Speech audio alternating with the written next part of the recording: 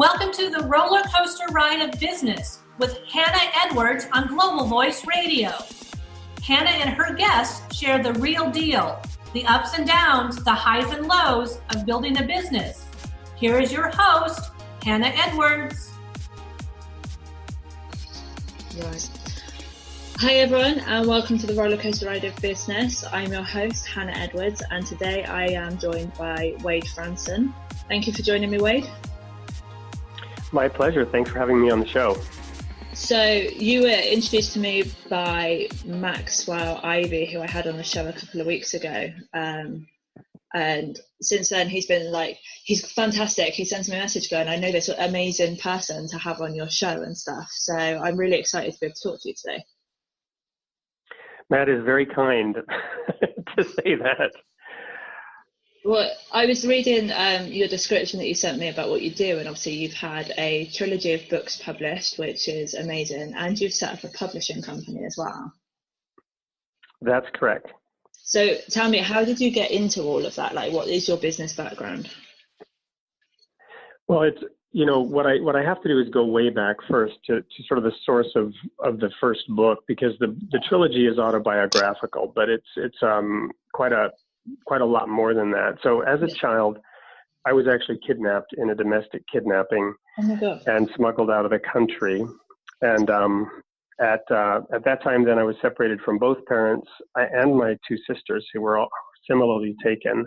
Yeah. And we were with three sets of aunts and uncles in Sweden in a court case that lasted 2 years and went to the Supreme Court of Sweden before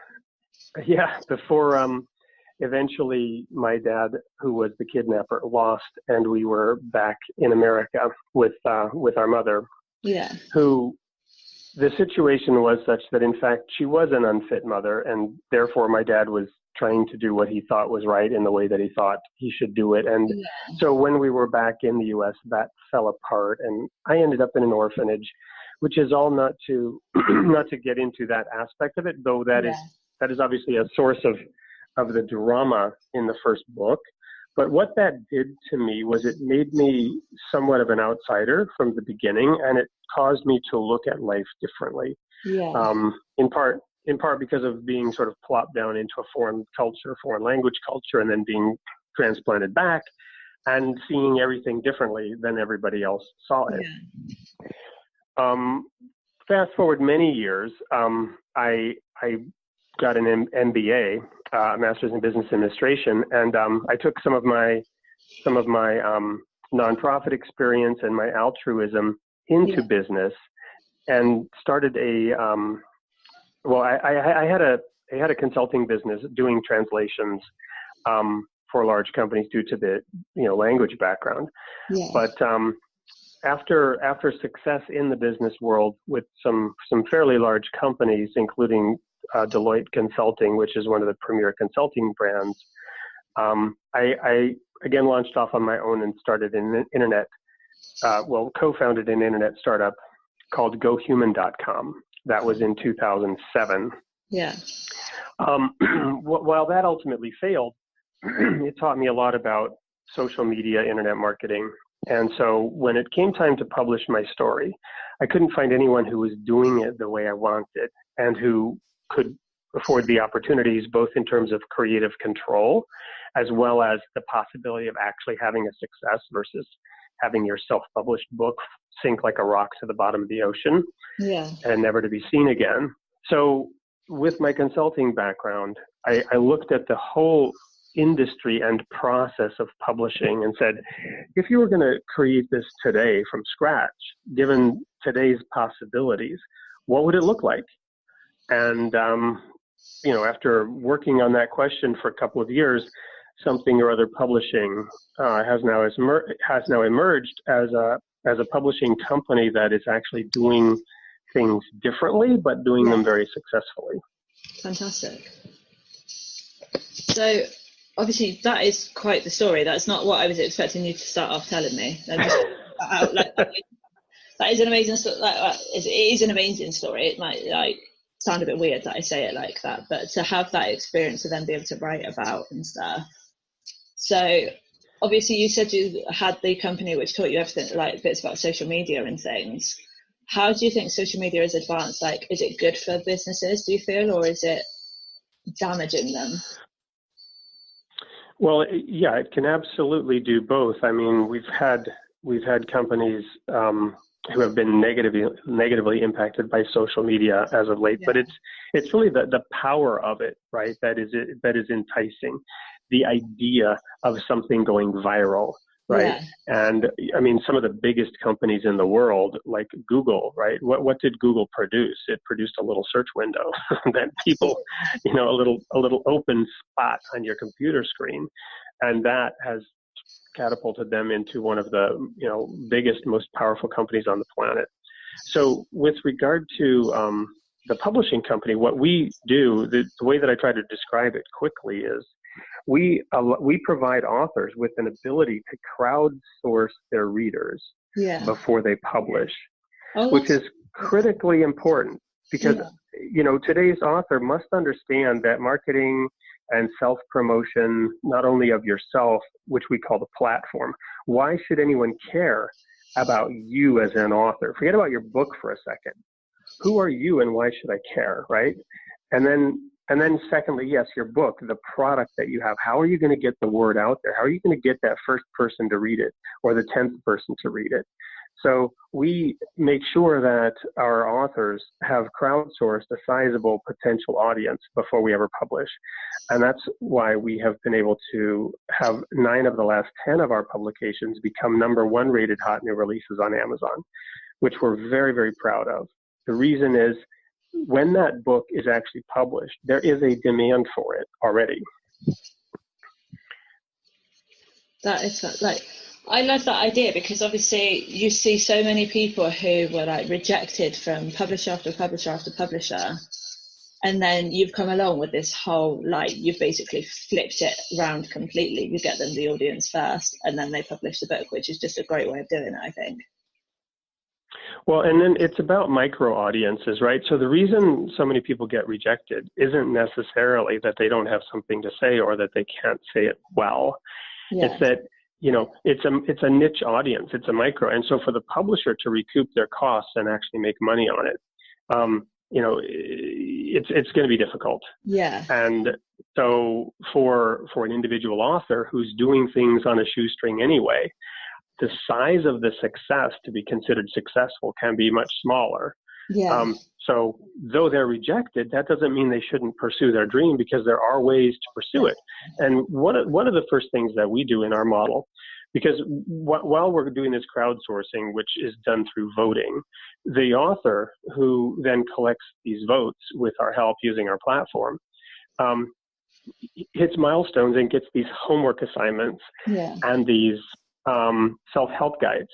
And one of the first questions we ask is, what does success look like for you? Define it very specifically, because you'll find that 10 people will have 10 different definitions of what success looks like for them as an author. Yeah. And then we can tailor that success in a way that, again, a big publisher can't do because they're going to have to define success as, at least 500,000 books sold or something like that. So how fast is your, I looked at your website earlier on and you've got so many different people on there. How fast is your, is this kind of grown for you? It's been actually very slow. And the reason is I like to use analogies to try to get the point across. Yeah. The analogy in this case is, are you trying to boil the ocean or are you trying to deliver up a salmon fillet? Right. Yeah. And typically people are trying to deliver up a salmon fillet, and that's, or sell a widget in business terms. Right. Yeah. With us, we're trying to create a new model from start to finish that involves an entire ecosystem of people, including proofreaders, editors, book reviewers, getting those readers to pay attention to us and to our model, as well as being able to publish authors across different genres, fiction, nonfiction. So it's been slow and painful. I mean, had I known how big Mount Everest was, I probably wouldn't have started climbing it. So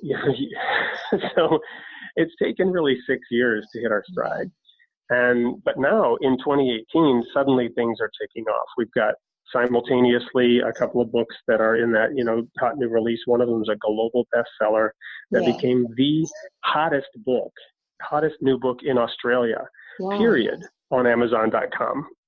Among all books, it was what they called the #1 mover and shaker. Wow. So we're there now.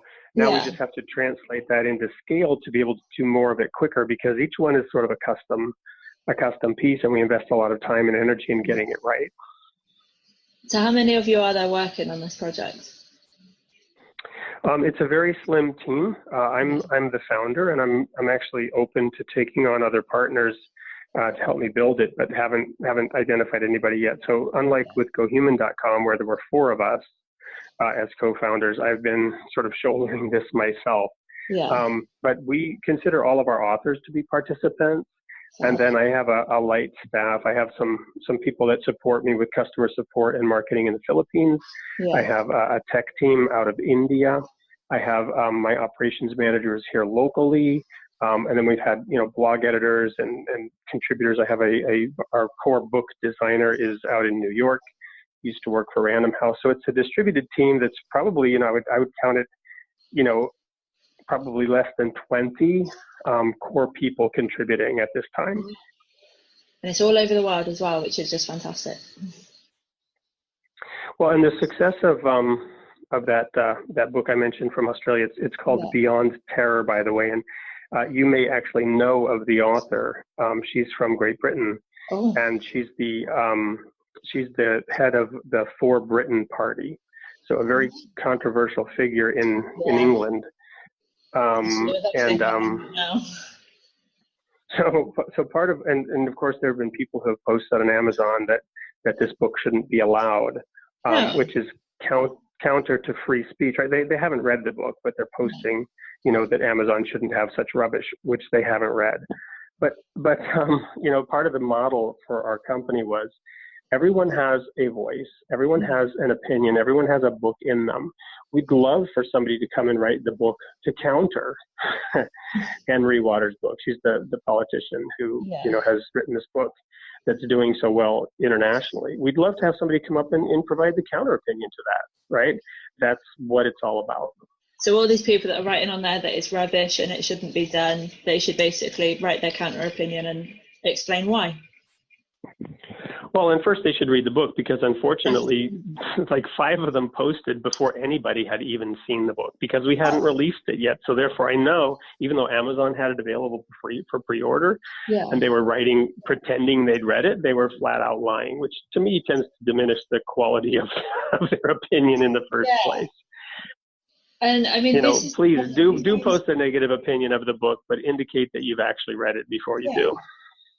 And this is a problem that you find sometimes. I mean, obviously, with my show, I mean, we're recording in 2 completely different countries right now, but without the internet, I wouldn't have even met the person that was able to help me create this show and everything. Denise Joy Thompson, she's the she's the founder of Global Voice Radio. But sometimes I talk to people and they sit there and they say the internet is a fantastic thing when it comes to businesses, but then you get those people like the ones that we were just saying about that decide that their opinion is right, and then they're going to use the internet to put their opinion out there, which is fab. But when they've not read the book, it really doesn't make any sense to me. Well, and as you indicated, it can be damaging. I think in our case, it's sort of neutral, or perhaps even positive. That the fact that they were already out there telling people to go protest against it actually probably did something for the sales of it. Yeah, definitely. So well done, guys, in trying to get your negative opinion across. You've just helped boost the sales. Right. So tell me. So another one, though, that I'd like to mention is we have also published the first female science fiction writer from Trinidad.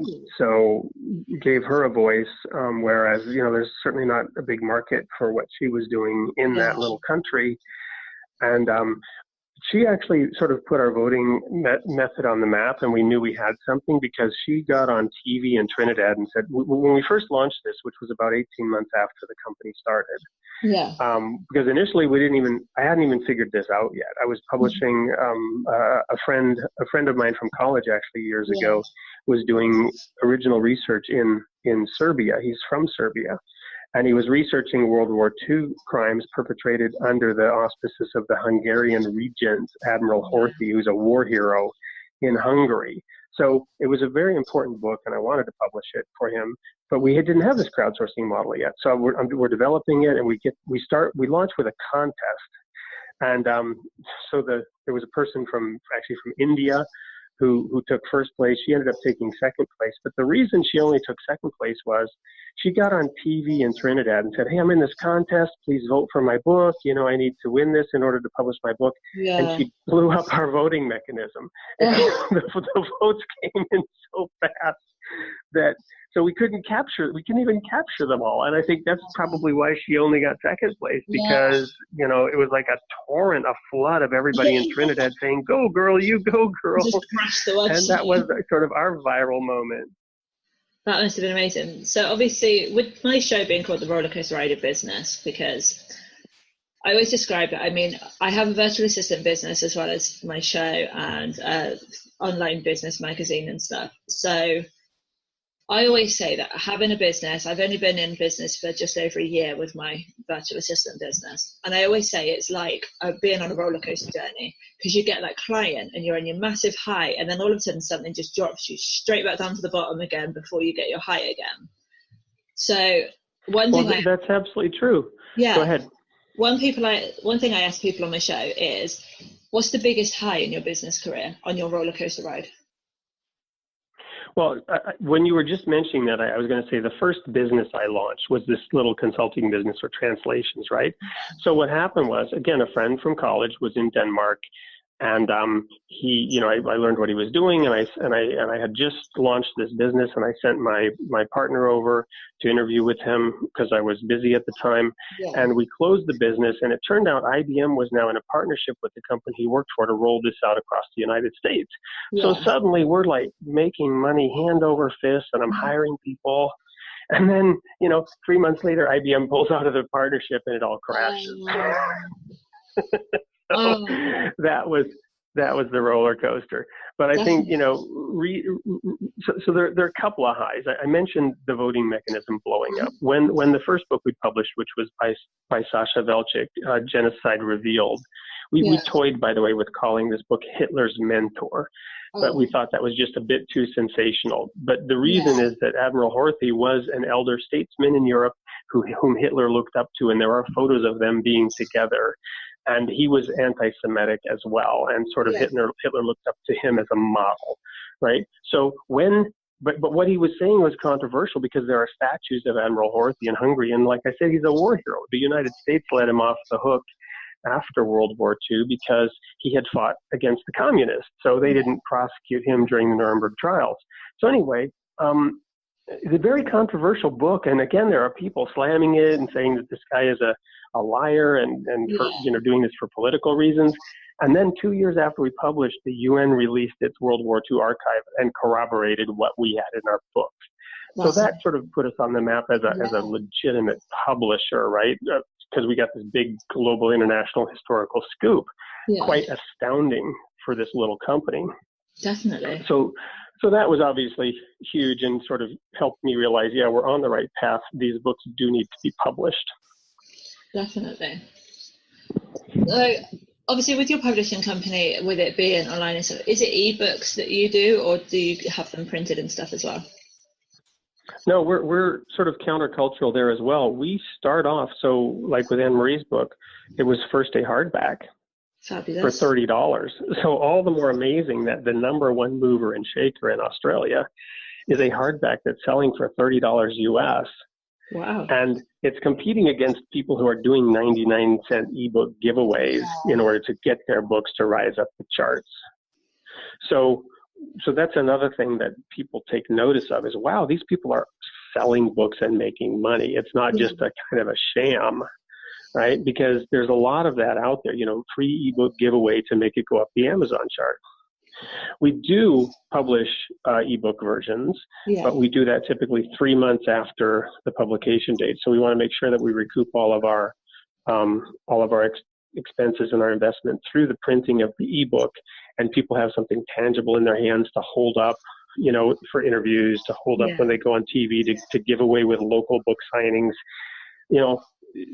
Again, it establishes us as a legitimate real world publisher as well. Not that I'm demeaning ebooks, because it is the wave of the future, and there are a lot of reasons for it, but not just a sort of a quickie fly by night ebook publishing company.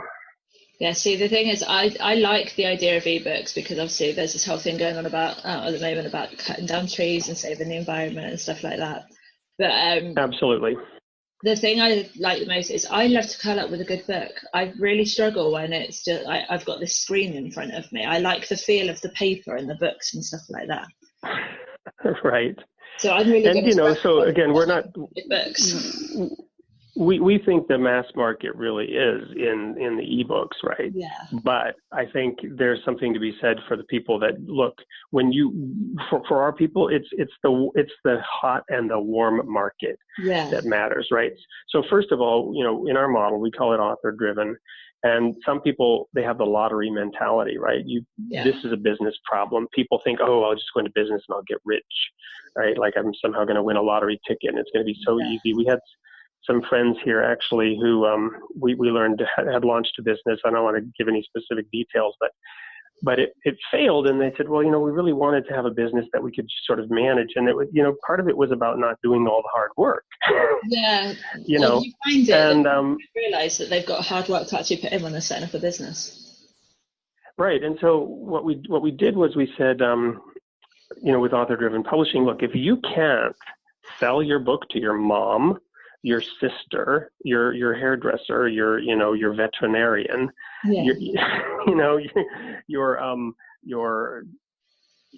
somebody that from school, your friend's mom. You know what I mean? If you can't sell the book to those people, then please don't expect us to sell it for you. Well, definitely. If you can't interest the people closest to you in what you're doing, we're really not going to be able to help you. And so it's that warm, hot market. The first 50 books, that's where they come from. Is people that are personally known to the author. And if you're not that passionate about your message and you don't know people who would be interested in reading this, then you can't even tell me who it is that I should go after and target to crowdsource your readers for you. Yeah. It's that bit again where people don't realize that actually business is hard work, and it can be quite scary at times, and they come along and they expect everyone else to do things for them so that they then get the money sometimes. I have another banker friend from college who wrote the foreword to one of our books, and he has this thing called no time or money, and he helps investors who either have no time or no money. But if you have no time and no money, then he can't help you. if you have the time and the smarts and the willingness to work, he can help you. He can hook you up with something, even find a small business for you that you can run. That's great. Or he can have you do some of the things that are necessary. Or if you have money, you can give it to him and he can invest it for you. Fantastic. But you there's nothing really free, and this lottery mentality is kind of toxic. Yeah. So what is next for you and your publishing company? Well, we have another book coming out shortly that we're very excited about. It's a local author who runs a ballet studio, and this is our first local author here. We mentioned Trinidad, Serbia, Great Britain. Well, what about Madison, Wisconsin? Well, our daughter took ballet lessons from this lovely woman who runs Storybook Ballet, and they dance these, typically Disney, stories, princesses and stuff. Turns out she has written a series of books based on the virtues. And she's introducing these into Storybook Ballet, and she's beginning to franchise this model where the kids are learning about virtues, like Willow Rose learns honesty, or Whisper Breeze learns responsibility, or Chloe learns patience. Yeah. And these just lovely children's books that that are just beautifully illustrated and Wow. very, very inviting and to the point with some very interesting messages. So we'll have her first book out by Christmas. Fabulous. And we hope that it's our big, Christmas season sort of blockbuster. And we're working with her to really develop the local piece of this.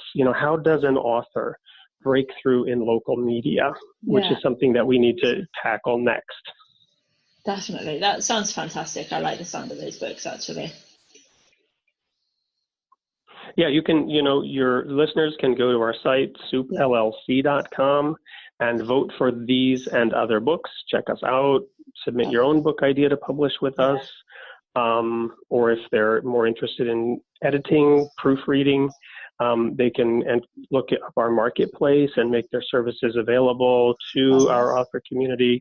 Because the one thing, I don't know how we're doing for time, but people don't have to publish with us in our model. One of our biggest success stories is a woman who actually got to the 2,000 votes, got an offer from us, took that offer and hooked up with a billionaire friend out in California to the wife of this gentleman, somebody she met, and got them interested, and they actually helped her her get funding, and she sold the film rights to the book before she ever published with us. And then because of that, she went to publish with a different author, a different publishing house, which we were very happy about because it's author driven. It's what does success look like for you? She actually found something better than what we could offer at the time. Then she came back to us and asked us for help with marketing services because we had helped her, get to those 2,000 votes, and we knew what we were doing in the social media scene. That's fantastic. So obviously you've mentioned your website. Where can they find you on my listeners find you on social media? So W Fransson is my Twitter handle. Yeah. And I believe WadeFransson.com is my website. And of course I'm on Facebook as well. And interestingly, I'm the only Wade Fransson in the Googleverse. So, you don't have to sort through a bunch of alternate versions of me. And anything I've ever done is instantly served up for better or worse. And there's loads of people on there. Well, and it doesn't sound like an unusual name, but it is.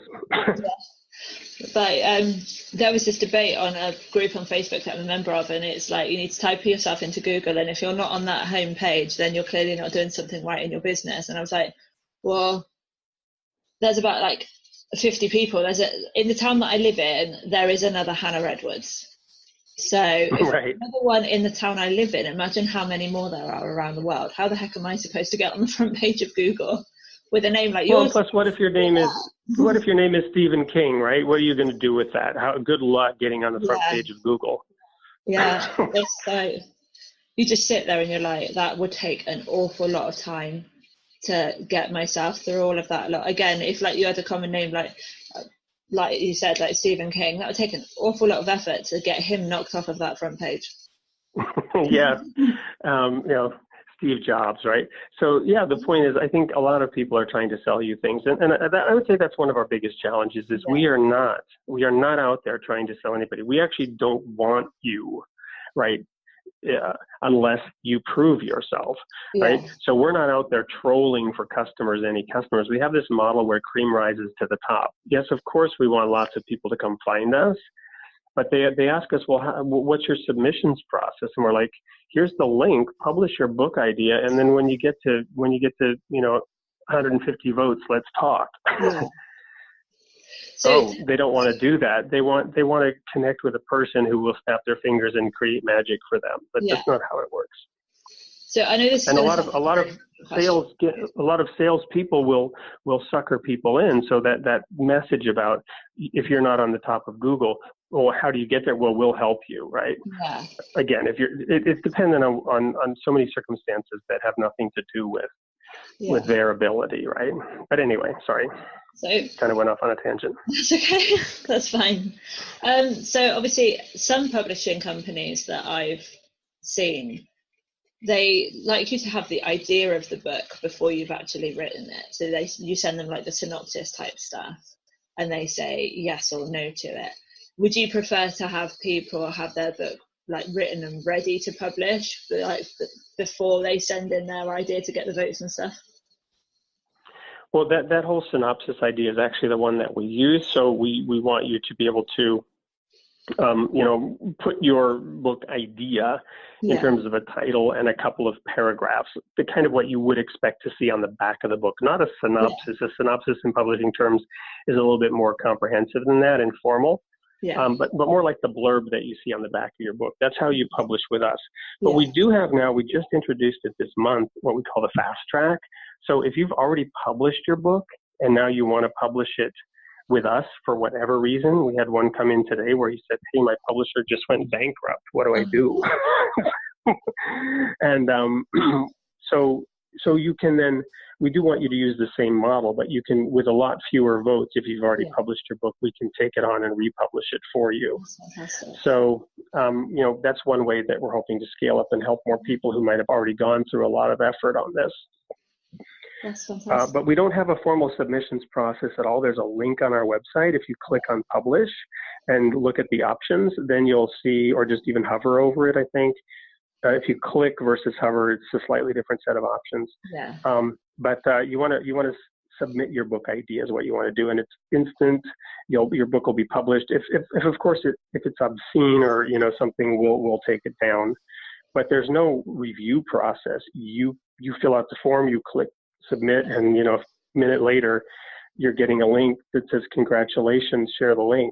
Fantastic. I love that idea. You've literally just made it so much easier for those that maybe are too scared to go to like the big publishing houses and stuff like that, because obviously they publish like the Stephen Kings and everything. So you've made it easier for the people that have a fantastic book in them, but maybe that fear of doing like those big massive meetings and everything, to actually like help them achieve their dream and stuff. Well, going back to the kidnapping I spoke about at the beginning, I've learned so much through the School of Hard Knocks. I've also gone and gotten a formal education, but there's something to be said for real world experience. So what our model does is it combines that. So there's so much that people don't know. Where would you, it might not even be so much fear of submitting to a big publisher, but not knowing how. And now you've got to go do weeks and months of research to even begin to learn what you don't know. And by the time you would actually, it'd probably be, for the average person, 3 to 6 months just to get to the point where you could submit a decent manuscript. In our model, you go and you publish that and you go collect your first 50 votes. It's designed for you to be doing 3 things simultaneously in the real world, which is focusing on your product, your platform, and your promotion. Your product being the book that you're writing, your platform being how do I establish myself as somebody that would interest a publisher in the first place, and then how do I promote my book. And each step of the way, when you get these self-help guides and these homework assignments, you're learning, which is why, to the point about this woman who sold her film rights, by the time she'd been through our program, she knew what she wanted to do and she went out and made it happen. That's fantastic. That's such, I love hearing stories like that. People that have gone out and they've made it happen, they've not expected it to just land in their lap kind of thing. Right. Exactly, because so many people will sell you a lottery ticket if that's what you want. But you don't necessarily win that lottery. That's the thing. You won't win it. Lotteries are a tax on the mathematically challenged. Definitely. So Wade, I'm going to thank you for joining me today, and I'm going to add all of the links that you gave us into the comments for this show so that people can come and find you.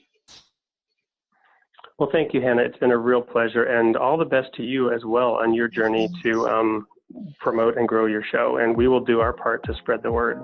That's great, thank you. And I'm going to be heading to your website in a minute to have a look at all the books that you've got on there. I'm a bit of a book, so I'll be off spending my time looking at that now. And while you're there, cast a few votes for all those wannabes. Definitely. And then we'll share the link around and we'll get everyone on there having a look at them all as well. Thanks so much. So thank you for having me. Thanks, guys, and I will be back next week.